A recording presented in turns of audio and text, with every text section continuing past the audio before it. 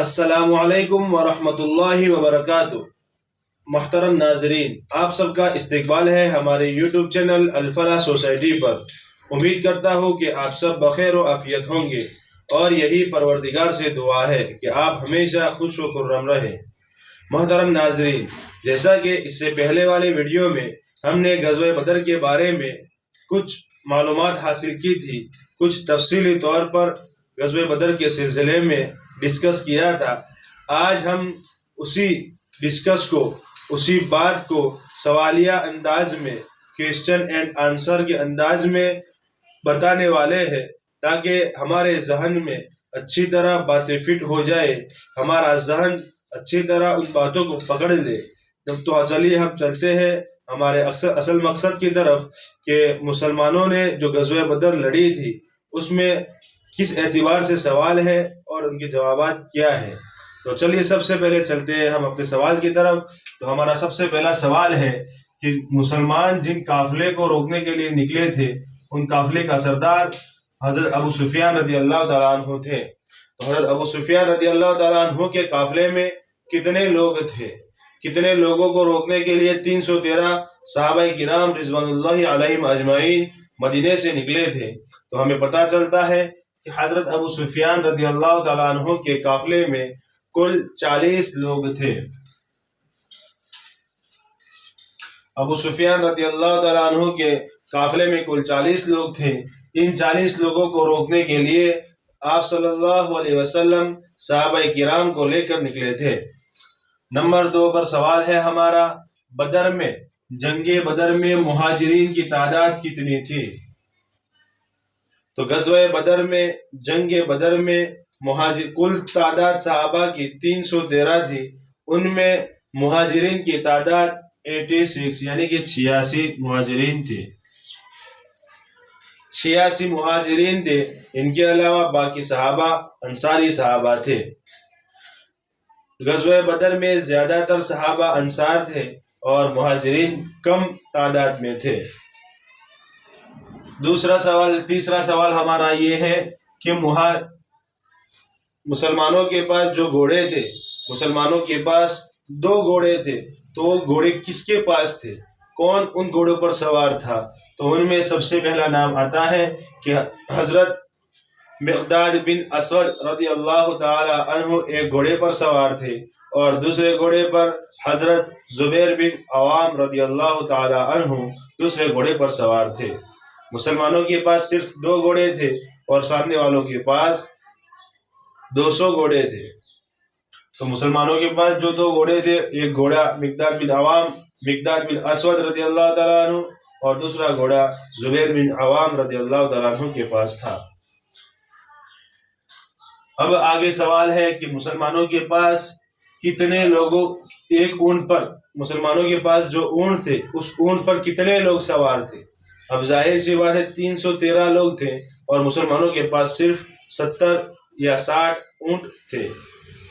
تو ایک اونٹ پر کتنے لوگ سوار تھے؟ کتنے لوگ سوار ہوتے تھے باری باری؟ تو اس میں ایک اونٹ پر باری باری 3 آدمی سوار ہوتے تھے۔ پھر آگے ہے کہ آپ صلی اللہ علیہ وسلم جس اونٹ پر سوار تھے، تو آپ صلی اللہ علیہ وسلم کے ساتھ کون کون تھا؟ کون آپ صلی اللہ علیہ وسلم کے ساتھ اونٹ پر سوار تھا؟ تو اس میں ایک تو آپ صلی اللہ علیہ وسلم ہے، اور دوسرے حضرت علی کرم اللہ وجہہ ہے، اور ایک اور صحابی ہے جو آپ صلی اللہ علیہ وسلم کے ساتھ اونٹوں پر سوار ہو کر چلا کرتے تھے، باری باری اونٹ پر سوار ہوتے تھے۔ آگے سوال ہے کہ راستے میں چل کر آپ صلی اللہ علیہ وسلم نے حضرت عثمان رضی اللہ تعالیٰ عنہ اور حضرت اسامہ رضی اللہ تعالیٰ عنہ کو واپس بھیج دیا تھا مدینے کی جانب۔ تو یہ واپس کیوں بھیجا تھا؟ یہ ہمارا سوال ہے کہ حضرت عثمان کو واپس کیوں بھیجا گیا؟ یہ سوال اس لیے کہ بعض لوگ یہ اشکال کرتے ہیں کہ حضرت عثمان تو بدر میں بھی شریک نہیں ہوئے تھے۔ نہیں، وہ شریک تو ہوئے تھے، لیکن آپ صلی اللہ علیہ وسلم کے حکم کی تعمیل کرتے ہوئے وہ آدھے راستے سے واپس چلے گئے تھے۔ تو آپ صلی اللہ علیہ وسلم نے حضرت عثمان رضی اللہ تعالیٰ عنہ کو واپس کیوں بھیجا تھا؟ تو اس کا ریزن اور اس کی وجہ یہ تھی کہ آپ صلی اللہ علیہ وسلم کی صاحبزادی حضرت رقیہ رضی اللہ تعالیٰ عنہ بیمار تھی، اور ان کو بدن پر چیچک نکلے ہوئے تھے۔ اسی بیماری کی وجہ سے محمد مصطفیٰ صلی اللہ علیہ وسلم نے حضرت عثمان رضی اللہ تعالیٰ عنہ کو واپس بھیجا تھا۔ آگے سوال ہے کہ مسلمانوں نے جب یہ ارادہ کر لیا کہ بھئی ابو سفیان جس قافلے کو لے کر جا رہے ہیں، ابو سفیان جو مالی سامان لے کر جا رہے ہیں، جنگی سامان لے کر جا رہے ہیں، ان سامان کو روکنا ہے، لہذا اسی ارادے سے مسلمان مدینے سے نکلے تھے ابو سفیان رضی اللہ تعالیٰ عنہ کے قافلے کو روکنے کے لیے۔ اب یہ بات ابو سفیان رضی اللہ تعالیٰ عنہ کو کیسے پتہ چلی کہ بھئی مسلمان ہم پر حملہ کرنے کا ارادہ کر چکے ہیں؟ تو ابو سفیان داہیت العرب کہلاتے تھے، یعنی راستوں کا اچھی طرح وہ واقف تھے، وہ فضاؤں کو پہچاننے میں ماہر تھے، پتہ چل جاتا تھا انہیں کہ کب کون کیا ہونے والا ہے۔ لہذا ابو سفیان جب اپنے قافلے کو لے کر نکلے ہیں تو وہ بھی فضا مہک رہے تھے، فضا کو سونگ رہے تھے، تو انہیں یہ اندیشہ ہوا کہ کہیں مسلمان ہم پر حملہ، مدینے والے ہم پر حملہ نہ کر دے۔ تو اسی وجہ سے ابو سفیان یہاں چلتے چلتے یہاں سے بھی معلومات لے رہے ہیں، یہاں سے بھی معلومات لے رہے ہیں۔ پھر آخر جا کر ایک بندہ ابو سفیان رضی اللہ تعالیٰ عنہ کو ایسا ملا جس نے یہ کہا کہ میں نے کسی کو دیکھا تو نہیں مگر 2 سواروں کو دیکھا تھا جو فلاں کنویں کے پاس موجود تھے۔ ابو سفیان رضی اللہ تعالیٰ عنہ اس کنویں کے پاس جا کر اس اونٹ کی لید کو، سواری کی لید کو ہاتھ میں لیا، وہاں دیکھا تو سواری نے لید کی ہوئی ہے، پاخانہ کیا ہوا ہے، تو اس کی لید کو ابو سفیان نے ہاتھ میں لے کر توڑا تو اس میں مدینے کی گٹلی نکلی۔ تو ابو سفیان نے وہاں سے اندازہ لگا لیا اور ان کو یقین ہو گیا کہ مسلمان ہم پر حاوی ہو گئے ہیں۔ پھر ابو سفیان نے اپنا ایک قاصد آگے دوڑا دیے مکہ والوں کے پاس کہ مکہ میں جا کے اعلان کر دو کہ مسلمانوں نے یعنی کہ مدینے والوں نے ہمارے قافلے کو لوٹنے کا ارادہ کیا ہے، لہذا اپنے قافلے کے بچاؤ کے لیے، اپنے قافلے کی حفاظت کے لیے آپ لوگوں کی مدد کی ضرورت ہے۔ یہ ابو سفیان رضی اللہ تعالیٰ عنہ کا پہلا پیغام تھا جو مکہ والوں کے لیے بھیجا گیا تھا۔ اب اس میں ایک سوال ہے کہ ابو سفیان رضی اللہ تعالیٰ عنہ نے مکہ والوں کو کیا پیغام بھیجا؟ یہ دوسرا پیغام کے بارے میں سوال ہے۔ دوسرا پیغام کب بھیجا؟ ابو سفیان رضی اللہ تعالیٰ عنہ جب دوسرے راستے سے نکل کر مدینے والوں سے بچ کر یعنی کہ مسلمانوں سے بچتے ہوئے نکل کر مکہ پہنچ گئے تو اب ابو سفیان نے جو لشکر روانہ ہوا تھا ان کو یہ پیغام پہنچایا کہ اب ہمارا قافلہ حفاظت میں آ چکا ہے، مکہ پہنچ چکا ہے، اب ہمیں ڈرنے کی ضرورت نہیں ہے، ہم سرکشت ہو چکے ہیں، لہذا آپ مکہ والے جو لڑنے کے ارادے سے نکلے ہیں وہ واپس آ جائے، اب ہمیں لڑنے کی ضرورت نہیں ہے۔ یہ پیغام تھا ابو سفیان رضی اللہ تعالیٰ عنہ کا مکہ کے اس لشکر کے لیے جو لڑائی کے لیے نکلا تھا۔ حکیم بن حزام رضی اللہ تعالیٰ عنہ نے ابو جہل سے کیا کہا؟ حکیم بن حزام رضی اللہ تعالیٰ عنہ نے جو اس وقت ایمان نہیں لائے تھے، بعد میں وہ ایمان لائے، بعد میں وہ مسلمان ہو گئے، انہوں نے ابو جہل سے کہا کہ اب چونکہ ہمارا قافلہ سیف ہو چکا ہے، ہمارا قافلہ مکہ پہنچ چکا ہے اور حفاظت میں آ چکا ہے، لہٰذا اب ہمیں لڑائی کرنے کی ضرورت نہیں۔ حکیم بن حزام رضی اللہ تعالیٰ عنہ نے ابو جہل سے من و سماجت کی اور کہا کہ اب ہمیں لڑنے کی ضرورت نہیں ہے، لڑائی اچھی چیز نہیں ہوتی۔ یہ کہا تھا حکیم بن حزام رضی اللہ تعالیٰ عنہ نے ابو جہل سے۔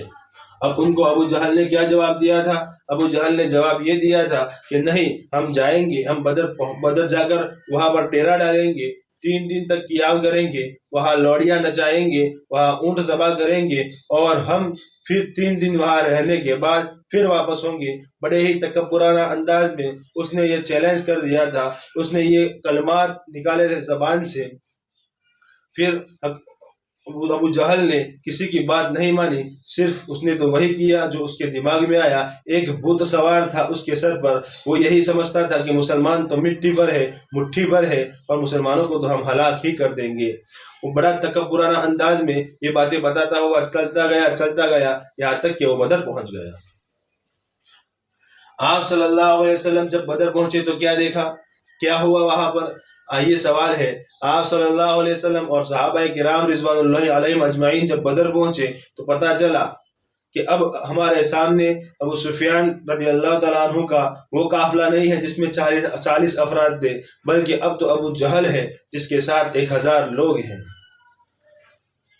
کہا 40 کہا 1000 لوگ، اب 313 ہے، سامنے 1000 مشرکین مکہ ہے. اب یہاں 313 والوں کے پاس، مدینہ والوں کے پاس نہ کوئی سامان کا ٹھکانہ ہے، صرف 2 تلواریں ہیں، 2 گھوڑے ہیں، 60-70 اونٹ ہے، اور جگہ بھی انہیں اچھی نصیب نہیں ہوئی. اور وہاں مکہ والوں کے پاس، ابو جہل کے پاس، ان کے پاس 200 گھوڑے تھے، تلواریں بھی نہایت عمدہ، لڑائی کا ساز و سامان پوری تیاری کے ساتھ آئے تھے، اس لیے کہ وہ تو لڑائی ہی کی ارادے سے نکلے تھے، پوری تیاری کر کے نکلے تھے. مگر آپ صلی اللہ علیہ وسلم کا لشکر، مسلمانوں کا جو لشکر تھا، وہ تو لڑنے کے ارادے سے تو آیا ہی نہیں تھا، وہ تو صرف قافلے کو روکنے کے ارادے سے آیا تھا، لہذا مسلمانوں کے پاس کچھ بھی تیاری نہیں تھی. اب دنیا والے یہ کہتے ہیں کہ اسلام جو پھیلا ہے وہ تلوار کے بلبوتے پر پھیلا ہے. تو اب اس جنگ میں بتاؤ مسلمانوں کے پاس کتنی تلواریں تھی؟ 2 تلواریں تھی. اگر اسلام تلوار سے پھیلا ہوتا، اگر اسلام تلوار کی محتاج ہوتا تو میرے دوستو، ابو سفیان، مسلمانوں کے پاس 2 تلواروں کے بجائے 6 تلواروں کے بجائے 6000 تلواریں ہونی چاہیے تھی، اور 313 کے لشکر کے بجائے 3000 کا لشکر ہونا چاہیے تھا. یہ کہا کیسے ہم سمجھ سکتے ہیں؟ کیسے یہ عقل میں آنے والی بات ہی نہیں ہے کہ 313 نے 1000 کو ڈرایا ہو. اسلام تلوار سے پھیلا ہے، اس کا مطلب تو یہی ہوتا ہے کہ تلوار سے ڈرا کر اسلام کو پھیلایا گیا ہے، لوگوں کے گلے پر تلوار رکھی گئی ہے، پھر اسلام پھیلایا گیا ہے. تو یہاں کیسے تلوار رکھنا ممکن تھا؟ یہاں تو سامنے 1000 ہے، یہاں تو 313 ہے، کیسے ممکن تھا؟ اس لیے یہ جو لوگ یہ کہتے ہیں کہ اسلام تلوار سے پھیلا ہے، یہ بالکل غلط ہے، بالکل جھوٹ ہے. اس میں 1% بھی سچائی نہیں ہے، بلکہ اسلام اخلاق سے پھیلا ہے. اسلام تلوار سے نہیں پھیلا، اسلام اخلاق سے پھیلا ہے. پھر جب آپ صلی اللہ علیہ وسلم نے مدینہ والوں کو دیکھا، جب آپ صلی اللہ علیہ وسلم نے بدر پہنچے تو دیکھا کہ بھئی سامنے تو اب ابو جہل ہے. پھر آپ صلی اللہ علیہ وسلم نے مشورہ کیا.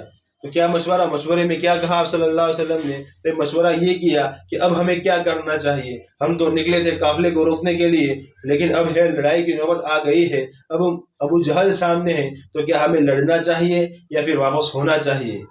اگر نہیں لڑتے، اگر لڑائی نہیں کرتے، جنگ نہیں کرتے، تو ظاہر سی بات تھی کہ مسلمان ہمیشہ کے لیے کیا ہے، ذلیل و خوار ہو جاتے، مسلمان پست ہو جاتے، ذلیل ہو جاتے، اور پورے عرب میں مسلمانوں کا جو رعب بنا جا رہا تھا وہ ٹوٹ کر بکھر جاتا، اور مشرکین مکہ کا رعب اور دبدبہ پورے عرب میں ہو جاتا. تو یہی مشورہ آپ صلی اللہ علیہ وسلم نے کیا. پھر آپ صلی اللہ علیہ وسلم نے صحابہ سے کہا کہ بھئی اب کیا کرنا چاہیے. تو صحابہ نے کیا جواب دیا؟ مشورے میں صحابہ نے یہ جواب دیا، ہمارا اگلا سوال ہے مشورے میں صحابہ نے کیا کہا؟ مشورے میں صحابہ نے یہ کہا کہ اللہ کے نبی، ہم نے آپ کے ہاتھ پر ایمان لائے ہیں، ہم آپ کے ہاتھ پر بیعت کی ہے، ہم آپ کو نبی مانتے ہیں، آپ جن باتوں کو لے کر آئے ہیں ان کو ہم حق سمجھتے ہیں. آپ جہاں کہیں گے کہ یہاں مارنا ہے تو ہم وہاں کود پڑیں گے، آپ جس میدان میں کہیں گے اس میدان میں ہم کود پڑیں گے. اگر آپ کہیں گے کہ پانی میں گھوڑے دوڑا دینے ہیں، دریا اور سمندر میں گھوڑے دوڑانے ہیں، تو ہمارا بچہ بھی پیچھے نہیں ہٹے گا. یہ صحابہ کی جانثاری تھی، یہ صحابہ کی دلیری تھی، یہ صحابہ کی بہادری تھی. آج کے لیے اتنا ہی. آگے انشاءاللہ غزوہ بدر کے بارے میں اور واقعات، پورا مکمل واقعات بتایا جائے گا، اور اسی واقعات کو سوالیہ انداز میں پیش بھی کیا جائے گا. تب تک کے لیے الوداع. السلام علیکم ورحمۃ اللہ وبرکاتہ.